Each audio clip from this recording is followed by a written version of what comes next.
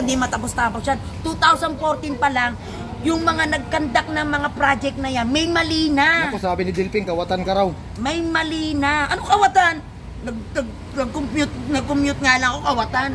2014 pa lang yan, may mali na. Kala nyo, hindi ko alam ha. Yung project na yun, alam namin 2014 pa yan. Noong panahon ni Tatay Digong, hindi yan pinondohan. Parang binigyan lang ng allotted para doon kasi ire-rehab nga kasi parang may mali sa project. Kaya nga, ang dapat sisihin yung unang ng kandak ng mga project na yung 2014. Pero sala sinisi. Eh siyempre, sisisi na naman sa Duterte. Eh, akala nyo naman, hindi ko alam. Tapos, sa panahon ni BBM, 2 times binigyan ng retrofitting. Oo, yun, retrofitting kung tawagin. O, ano nangyari? Pero may nagsasabi kung ni alam William, na nag-retrofitting pa, bakit ka pa nag-alaw ng budget na ganon? Kung alam mo naman na palang nababagsak, yes, di ba? Nagkaroon ng retrofitting, dapat yung lifespan niya tumagal. Bakit bumagsak? Na yung proyekto yun, hindi walang kalidad talaga. 2014 pa lang, alam nila na hindi na maganda yun. May mali sa disenyo. Hindi. Kung totoong nagkaroon ng totoong retrofitting yon, dapat yung lifespan niya humaba pa. Katatapos lang nung last year, bakit bumagsak na?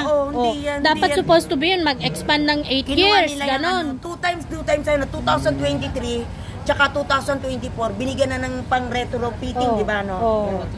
Kasi laging nababaha ang parte na yon. Yes, kasi nanood ako, kaya may isasagot ako. Ang sisihin nyo yung contractor at saka yung mga engineer 2014 pa. Sabi ni William, nasaan na yung mga yon? Sabi ni William dito, tumigil. Si Abaya. Tumigil ka raw, wala kang alam. Si Abaya ang sisihin nyo. Si Abaya pala nung that time na yun. Di ba? William pakaba, sabi niya, tumigil ka, wala kang alam. Bobo, manood ka. Para alam mo, sasagot mo. Tanga. Magsasabi ba ako dito kung di ko napanood yung mga ganun? Obob yung mga to. Duterte legacy daw. Anong Duterte legacy? 2014. Kaya nagtataka ako kay Ted Pailo na Duterte legacy 2014 pa yun. Kaya gusto kong i-correct nun sa live ni attendant ni Ted Pailo. 2014 pa. Kailan ba mo po si Tatay Digong? 2016. How ka na naging Tatay Digong ng legacy? Doon ka kay Sangkay dyan manood. Bakit? Lalo kang mag-visit doon. Kaya saka visit. Kumusta naman yung pagkakali survey nyo, ma'am? Nako.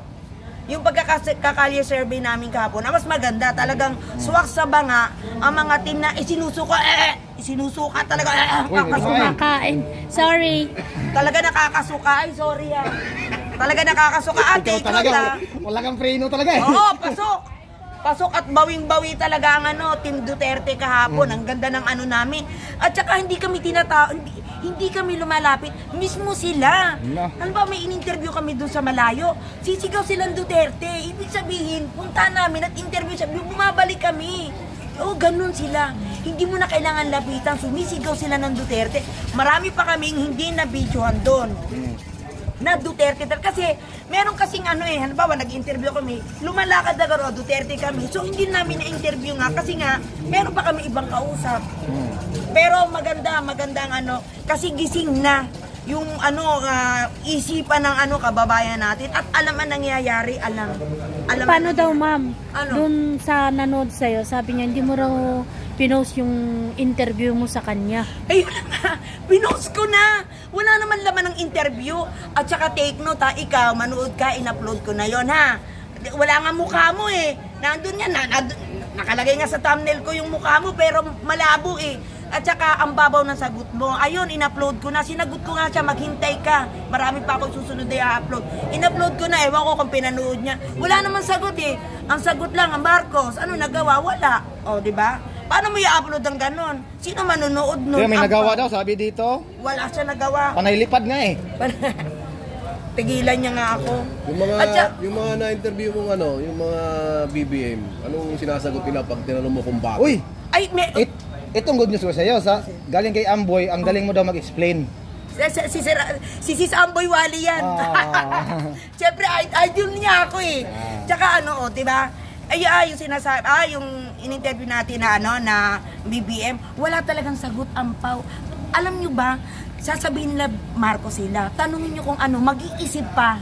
Tapos ang sasabihin nila, ito lang, basta ganon. Tingnan yung original na plano daw. Ha? Tingnan mo daw ang original na plano. Sabi ni ano dito ni Mario, walang kwintang usapan eh. Mabuti siguro tingnan mo ang original na plano. Yung sa tulay daw. Oo nga, 2014 pa yun. Pulto ka daw eh. Ang kulit. Sasabihin ba ni Ted Pailon yung kung di nag-research ang mga yan? Yan, pinanood ko kay Ted Pailon. Sasabihin ba ni Ted Pailon yan kung hindi sila nag-research? 2014 pa yan. Tapos sinasabi nila kay Duterte. Kailan ba si Pangulong Duterte umupo? Diba 2016? 2014 pa yan. At mismo sa bibig ni Ted Pailon galing na 2014. Sino ba ang Pangulo nun? At sino ba yung ng Department of Public Works and Highway, di ba si Abaya na magpapasagasa? Hindi naman niya tinuloy yung papapasagasaan niya, di ba? Kaya Pero binayaran ka. Walang bayad. Magkano daw? Gusto ko malaman kung magkano bayad. Sige, dali. Magkano idea mo? Gusto mo ibigay ko sa'yo. Ito, naniniwala siguro itong mga to. Ito, ano na ako eh. Tsaka hindi, yung project na yung 2014 pa yun. 2014 pa yun.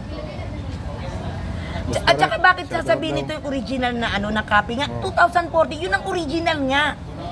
Yun na nga yun. Ngayon, nung panahon ni Tatay Digong, binigyan din lang ng yung yung tawag at Melby. Ayun, parang ano tawag nito yung sinabi mo kanina. Retrofitting. Oo, retrofitting. So, pangalawang retrofitting na kay BBM last year. Hindi. Pantatlo na sa kanya kasi 2 times na siya nagbigay ng retrofitting si BBM 2023 tsaka 2024. Panood ka kay Ted Pailon, doon mo yung mga yan, hindi magbabalita kung hindi nag-research mga yan. Ngayon, retrofitting niya ni Marcos, ang nilagay sa yung kabila, ganito kalaki At saka nagtataka ako, bakit sasabihin nila na bakit sasabihin nila na 2018, samantalang 2014 yun.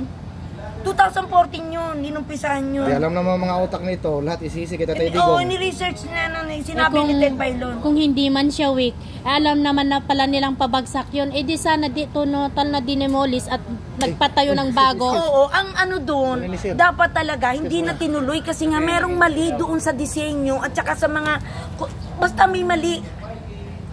Idol.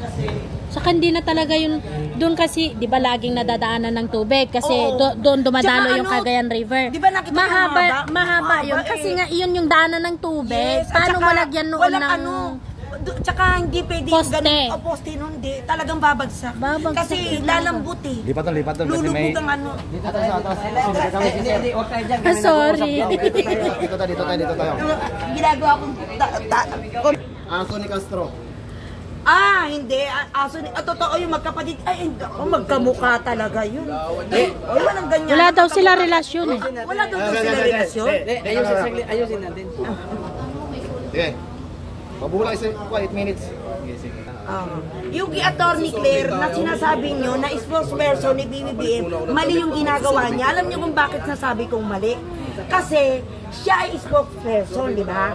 So, kung ano yung sinasabi niya at nagkamali siya, statement na rin yun ng Pangulo. Kumbaga, ano yung batas na rin, memorandum na rin, kung anong binababa niya. So parang ang nangyayari, kung ano yung sinasabi ni Atty. Claire, na lagi nila siyang bumabanat kung sa mga Duterte, parang siya na din ang bumabanat doon, si PBBM, at ibinabagsak lalo niya ang sarili niya. Ano yan eh? Kasi lahat ng nakapaligid sa kanya, lahat ng mga empleyado at nakapaligid kay BBM yan, once na nagsalita yan, statement na yan. Kasi nga tagapagsalita. Yes, tagapagsalita. At yan ang batas na din yan. So pag ikaw ay nagkamali, pagkakamali din ng Pangulo yun. So anong ginagawa niya? Taklesa siya, vlogger siya. Parang ginagawa niya, parang vlogger. Hindi ganun. Magpaka-professional dapat siya. Hindi ganun na, kala niya sa ginagawa niyang tira siya dun sa mga Duterte, nakakaganda sa administrasyon. Hindi. Kasi lalong nagagalit ang sambayan ng Pilipino kasi wala na sa hulog ang pinagsasabi niya. Manang-mana talaga sa puon niya, di ba? Kung ano yung puon niya, yung din ng mga sanga niya. Utos eh. At saka alam niyo ba, iisa ang laman ng utak at may kumpas, iisa ang salitaan nila. Tingnan nyo, walang ginawa sila, di ba? Kundi, tuwing meron silang mga event, sasabihin nila, China. Walang iniba yan, walang pinag-iba yan. Doon sa pumapasok sa mga live, walang ginawa din yung mga trolls na yan, kundi China. So, ibig sabihin, iisa lang nag-uutos sa kanila at iisa ang kumpas na etong gagawin natin, ganito lagi yung atake natin, na kahit hindi totoo. Kaya alam namin yan, kasi siyempre nagla-live kami, alam namin yung kalakaran sa live eh. Eh, tingnan mo naman si BBM, di ba? Walang ginawa, China. Sabi ko, ay, isa ang kumpas talaga. Kung ano yung sinasabi ng mga loyalistang NPA na estupido sa live, yun din ang sinasabi ng poon nila. Kaya the same feather flock together. Yan lang yun.